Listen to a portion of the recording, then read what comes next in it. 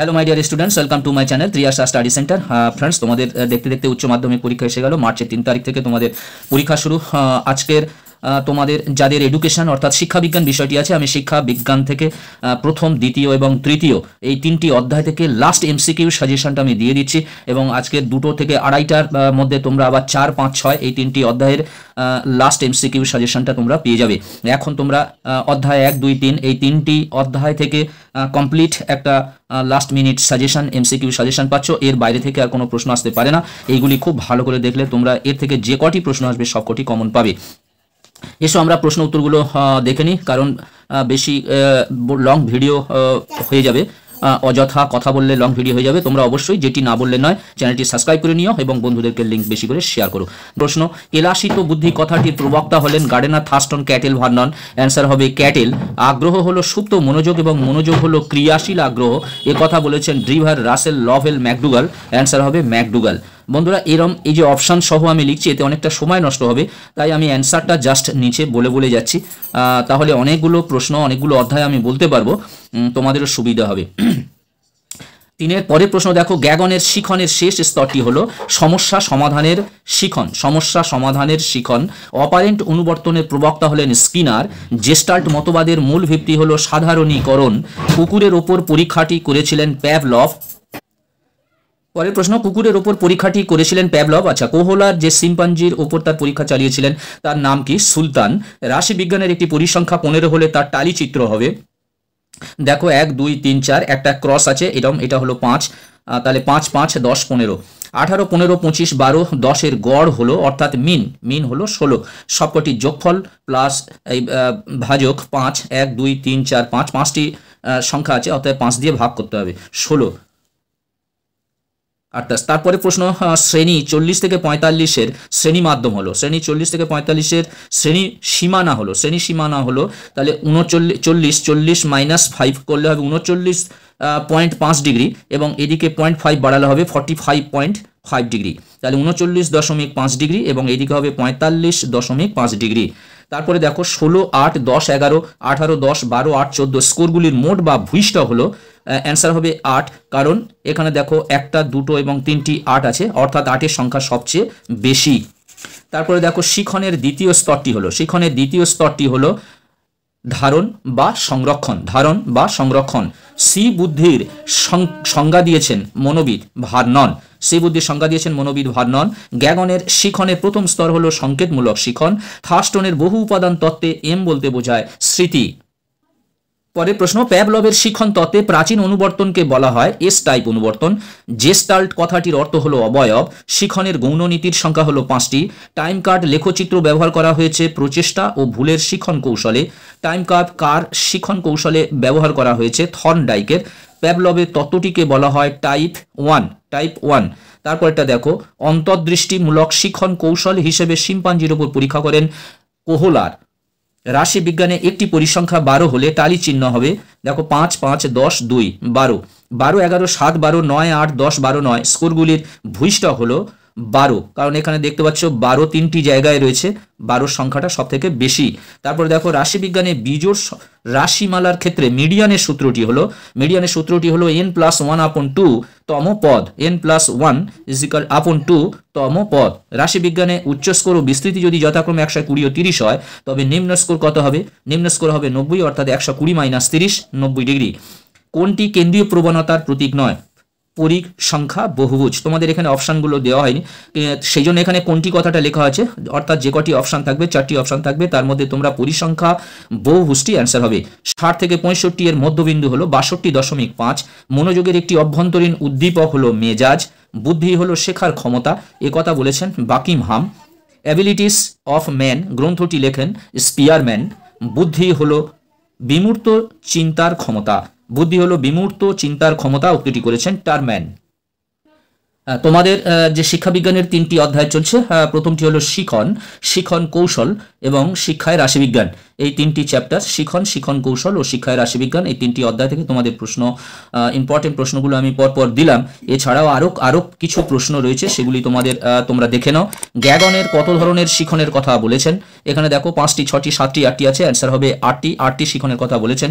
The nature of intelligence বইটির রচয়িতা হলেন থার্স্টন। তারপরের ইম্পর্টেন্ট প্রশ্ন দেখতে পাচ্ছ, প্রত্যাভিজ্ঞা কথাটির আক্ষরিক অর্থ কি? চিনে নেওয়া। প্রত্যাভিজ্ঞা কথাটির আক্ষরিক অর্থ হলো চিনে নেওয়া। ক্ষণস্থায়ী স্মৃতি স্থায়ী হয় মাত্র 10, 20, 33, 40, অ্যান্সার হবে 20 সেকেন্ড, মাত্র 20 সেকেন্ড স্থায়ী হয়। তারপরে এই প্রশ্নটি দেখে নাও, শিখন সংক্রান্ত গবেষণার ক্ষেত্রে পাজল বক্স যে বিজ্ঞানী ব্যবহার করেন? থর্নডাইক পাজল বক্স ব্যবহার করেন। পরের প্রশ্ন, অন্তর্দৃষ্টিমূলক শিখন কৌশল হলো গেস্টাল্ট তত্ত্ব। অন্তর্দৃষ্টিমূলক শিখন কৌশল হলো গেস্টাল্ট তত্ত্ব। পরের প্রশ্ন, অ্যানিম্যাল ইন্টেলিজেন্স বইটির রচয়িতা হলেন থর্নডাইক। মেন্টালিটি, এটা হবে মেন্টালিটি অফ এপস গ্রন্থটি প্রকাশিত হয় 1925 খ্রিস্টাব্দে। মেন্টালিটি অফ এপস গ্রন্থটি প্রকাশিত হয় 1925 খ্রিস্টাব্দে। স্কিনার প্রবর্তিত শিখনের তত্ত্বটির নাম হলো অপারেন্ট অনুবর্তন। স্কিনারের প্রবর্তিত শিখনের তত্ত্বটির নাম হলো অপারেন্ট অনুবর্তন। পরের প্রশ্ন, আয়তলেখ আঁকার সময় পরিসংখ্যাগুলি অর্থাৎ এফ ফ্রিকোয়েন্সি স্থাপন করা হয়। অ্যান্সার দেখতে পাচ্ছ সেটা শ্রেণী ব্যবধানের নিম্ন সীমায়। শ্রেণী ব্যবধানের নিম্ন সময়। রাশিবিজ্ঞানের একটি পরিসংখ্যা 11 হলে তার টালি চিহ্ন হবে দেখতে পাচ্ছ 11 হলে 5, 5 এর 10, 1, তাহলে অ্যান্সারটা হবে এইটি। এবং 8, 6, 10, 12, 9, 14, 4 স্কোরগুলির গড় মান হলো 9। গড় মান হবে 9, কারণ সবকটি যোগফল ভাজক 7টা সংখ্যা আছে, 7 দিয়ে ভাগ করলে বেরোবে 9।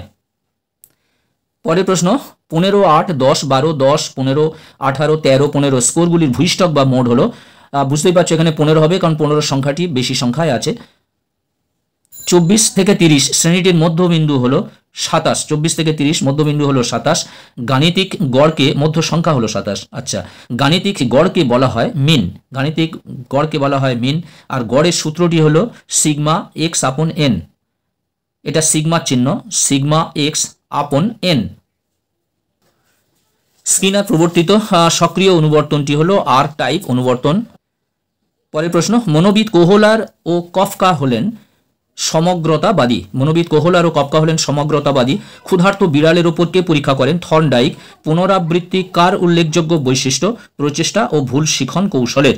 পুনরাবৃত্তি কার উল্লেখযোগ্য বৈশিষ্ট্য? প্রচেষ্টা ও ভুল শিখনের কৌশলের। পরের প্রশ্ন, শিখন হলো অভ্যাস, মনোভাব গঠন ও জ্ঞান অর্জনের প্রক্রিয়া। এই মতটি প্রকাশ করেন ক্রো অ্যান্ড ক্রো। উত্তর হবে ক্রো অ্যান্ড ক্রো। পরিণমন এক ধরনের স্বাভাবিক প্রক্রিয়া। এরপরে দেখতে পাচ্ছ, মনোযোগের অভ্যন্তরীণ নির্ধারক হলো মেজাজ এবং মনোযোগের একটি বাহ্যিক নির্ধারক হলো তীব্রতা। বন্ধুরা, পরের প্রশ্ন দেখো, কোন উপাদান মানুষের বুদ্ধিকে সব থেকে বেশি প্রভাবিত করে? বংশগতি ও পরিবেশ। হেবের 2 প্রকার বুদ্ধির নাম হলো এ ও বি বুদ্ধি। এ বুদ্ধি এবং বি বুদ্ধি। পুনরুদ্রেক কথাটির অর্থ হলো স্মরণ করা। এরপরে দেখুন, M is equal to sigma x upon N. M বলতে কি বোঝায়? এম বলতে বোঝায় গড়। তাহলে গড়ের সূত্র হলো এক্স আপন এন। তোমাদের এর আগে আমি দিয়েছি, উপরে প্রশ্নটি বলেছি, কিন্তু এখানে ঘুরিয়ে দেওয়া আছে বলে আমি ফের তোমাদেরকে দিয়েছি। কোনো রাশিমালার প্রত্যেকটি উপশ্রেণীর নিম্ন সীমার পরিপ্রেক্ষিতে লেখচিত্র স্থাপন করা হলে তাকে বলা হয় আয়ত লেখচিত্র।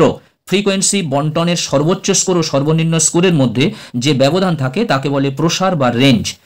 এই দুটো ভালো করে একটু জেনে রেখে দেবে। ফ্রিকোয়েন্সি অর্থাৎ পরিসংখ্যা বন্টনের সর্বোচ্চ স্কোর ও সর্বনিম্ন স্কোরের মধ্যে যে ব্যবধান থাকে তাকে বলে প্রসার বা রেঞ্জ। পরের প্রশ্ন রয়েছে, 100 থেকে 109 শ্রেণীর সীমানা হলো 99.5 ও 109.5। শ্রেণীর সীমানা এখানে 0.5 মাইনাস করবে, 99.5 হয়ে যাবে, এর সঙ্গে 0.5টা যোগ হয়ে যাবে, তাহলে 109.5। এর আগে দেওয়া আছে, এগুলো তোমাদের বাড়তি প্রশ্ন, দেখে মনে করো না যে এত বেশি প্রশ্ন, সবই একই রকমের প্রশ্ন আছে। শ্রেণী ব্যবধান বার করতে গেলে কি করতে হবে? রাশিমালার প্রসার আপন শ্রেণী সংখ্যা। সহগতির সহগাঙ্ক যে ইংরেজি অক্ষরের দ্বারা প্রকাশ করা হয় সেটি হলো আর। পরিসংখ্যা বহুভুজ অঙ্কনে ছক কাগজের এক্স অক্ষে বসানো হয় শ্রেণীর মধ্যবিন্দু। তারপরে দেখো, একটি বিচ্ছিন্ন চলের উদাহরণ হলো ছাত্র সংখ্যা। 95 থেকে 99 এর নিম্ন সীমা হলো 94.5। হিস্টোগ্রামের অপর নাম হলো আয়ত লেখ।